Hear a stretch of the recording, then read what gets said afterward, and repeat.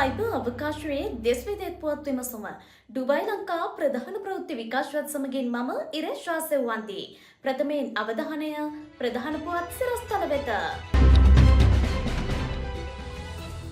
ඊදල් අදා සමයේදී පවුල් සඳහා පමණක් වෙන් කළ පොදු වෙරළ තීර 4ක් අල් වහ්ඩා සාප්පු සංකීර්ණයෙන් ඊද් සමයේ ප්‍රජා විනෝද ක්‍රියාකාරකම් මාලාවක් සූදානම්. මේ වසරේ හජ් වන්දනාව සඳහා එමීරාජ්‍යයෙන් වන්දනාකරුවන් දහස් ගණනක් මක්කාවට කටුනායක ගුවන්තොටුපළ හා කොළඹ අතර මගී බස් සේවාව ආරම්භයි.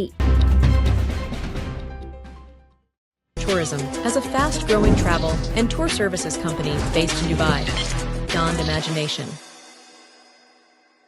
ඊදල් ආදා සමයේදී පවුල් සඳහා පමණක් වෙන් කළ ඩුබායිහි පොදු වෙරළ තීර 4ක් නම් කර තිබෙනවා.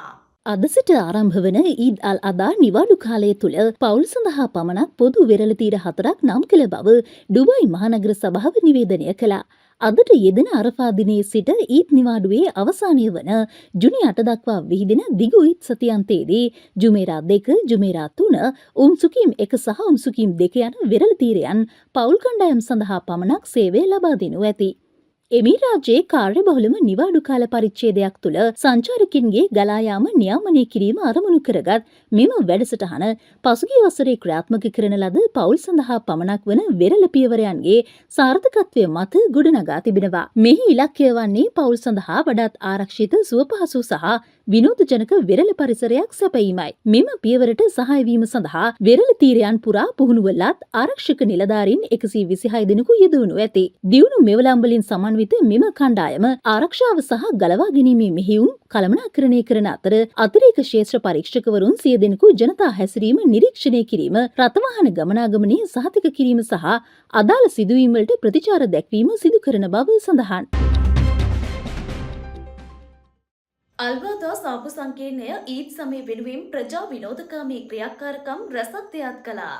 අබුඩාබිහි වෙසෙන පවුල් සඳහා මෙම ඊද් උත්සවයේදී අල් වහ්ඩා සාප්පු සංකීර්ණය ලෝක මට්ටමේ විනෝදාස්වාද සහ ළමා ක්‍රියාකාරකම් වලින් පිරුණු සැමරුම් කලාපයක් සකස් කර තිබෙනවා. ඒ අනුව අල් වහ්ඩා සාප්පු සංකීර්ණයේදී අද සිට ජුනි 8 දක්වා ඊද් සතියන්තය තුළ පෝ පැට්‍රෝල් හමුව, නිර්මාණශීලී ළමා වැඩමුළු, බැලූන් බෙන්ඩර්ස්, රෝමින් මැස්කොට්ස් යන අවස්ථාවන් සඳහා සහභාගී විය හැකි. ජුනි 13 වනදා සිට 15 වනදා දක්වා සමර් ෆන් ක්‍රියාකාරකම්ද ජුනි 20 වනදා සිට 21 වනදා දක්වා අවසන් මහා තරග සඳහා සම්බන්ධ වීමේ අවස්ථාවද ළමුන් සඳහා හිමි වනු ඇති. මීට අමතරව ක්වීන්ස් ගාඩ් ඩාන්ස ඉසව්වද පැවැත්වෙන බව සඳහන්.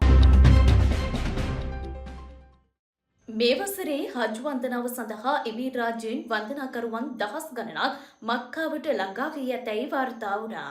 බොහෝ මුස්ලිම්වරුන්ට ජීවිතයේ එක්වරක් පමණක් හිමිවන ආධ්‍යාත්මික ගමනක් වන හජ් වන්දනාව ඉටු කිරීම සඳහා එමීරාජ්‍යයේ සිට දහස් ගණනක් බැතිමතුන් මක්කාවට පැමිණ තිබෙනවා. පසුගියදා සිට මෙම වසරේ වන්දනා ගමන අධික උණුසුම් තත්ත්වයන් යටතේ සිදුවන අතර සෞදි බලධාරීන් සෙල්සියස් අංශක 40ට වැඩි උෂ්ණත්වයක් පුරෝකථනය කර තිබෙනවා. එමීරාජ්‍ය සහ සෞදි බලධාරීන් එමිරේට්ස් පුරා සිටින වන්දනාකරුවන් පිළිගැනීම සඳහා පවුල් වැඩිහිටියන් සහ පළමු වරට ගමන් කරන හජිවරුන් ඇතුළු කටයුතු සම්බන්ධීකරණය කරන බව සඳහන්. එමීරාජ්‍යයේ නිල හජ් නියෝජිත කණ්ඩායම සෞඛ්‍ය සේවා සහ සහාය ලබා දෙනු ඇති.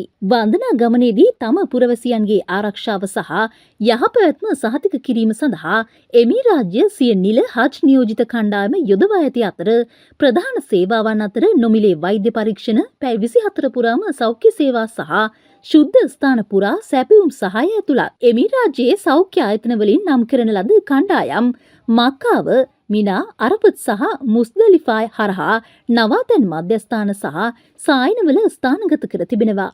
වැඩිහිටි වන්දනාකරුවන්, වැඳබුවන් සහ නිදන්ගත රෝග ඇති අය ඇතුළු අවදානමට ලක්විය හැකි කණ්ඩායම් සඳහා විශේෂ සත්කාර සපයනු ලබනවා. නියෝජිත පිරිස සනීප ආරක්ෂාව, ආරක්ෂක පූර්ව ආරක්ෂාවන් සහ තාප කළමනාකරණය පිළිබඳ බහුභාෂා මාර්ගෝපදේශ නිකුත් කළා. කටුනායක ගුවන්තොටුපළ හා කොළඹ අතර මගී බස් රථ සේවාව ආරම්භ කර තිබෙනවා. කටුනායක ගුවන්තොටුපළට පැමිණෙන ජනතාව සඳහා පොදු ප්‍රවාහන සේවයක අවශ්‍යතාවය සපුරාලීම සඳහා වූ මූලික පියවරක් ලෙස ඊයේ සිට ගුවන්තොටුපළ සිට කොළඹ දක්වා පෞද්ගලික බස් රථ සේවයක් ආරම්භුණා. මීට පෙර ඇවරියවත්ත බස් නැවතුම්පලින් ගමන් ආරම්භන ලද මෙම බස් රථය ඊයේ දින සිට ගුවන්තොටුපළින් ගමන් ආරම්භ කරනු ඇති. මෙම සේවාව පැය 24 පුරා සතියේ දින 7 තුළම ක්‍රියාත්මක වීමටද නියමිතයි. දැනට පුද්ගලිකාංශය සතු බස් රථ ධාවනයේ යෙදවීමට නියමිත අතර ඉදිරියේදී ගමන් මළු රැගෙන යාමේ පහසුව සහිත බස් රථ මෙම සේවය සඳහා යෙදවීමට බලාපොරොත්තු වන බව නියෝජ්‍ය අමාත්‍ය ජනිතරුවන් කොඩිතුවක්කු මහතා කියා සිටියා. මෙම සේවාව සපයන බස් රථවල සේවය කරන සේවක පිරිස හට ජනතා හිතවාදී සේවයක් සැපයීම සඳහා වූ නිසි පුහුණුවක් ලබා දීමෙන් පසුව මෙහි සේවය යොදවනු ඇති. රුපියල් 290ක් වැනි මුදලකට කටුනායක සිට කොළඹ බලා පහසුවෙන් පැමිණීමේ අවස්ථාව මගී ජනතාවට මෙමගින් හිමි වනවා. ගුවන්තොටුපළ අධිකාරිය මාර්ගස්ථ මගී ප්‍රවාහන අධිකාරිය සහ රජයේ මඟ පෙන්වීම යටතේ මෙම ව්‍යාපෘතිය සාර්ථකව ආරම්භ කිරීමට හැකි වූ බව ප්‍රවාහන මහා මාර්ග වරාය හා සිවිල් ගුවන් සේවා අමාත්‍යාංශය වැඩිදුරටත් සඳහන් කළා. අදට නියමිත ප්‍රවෘත්ති ප්‍රකාශය මේ නිමාවට පත්වෙනවා. ඔබට සුබ රාත්‍රියක්. ආයුබෝවන්.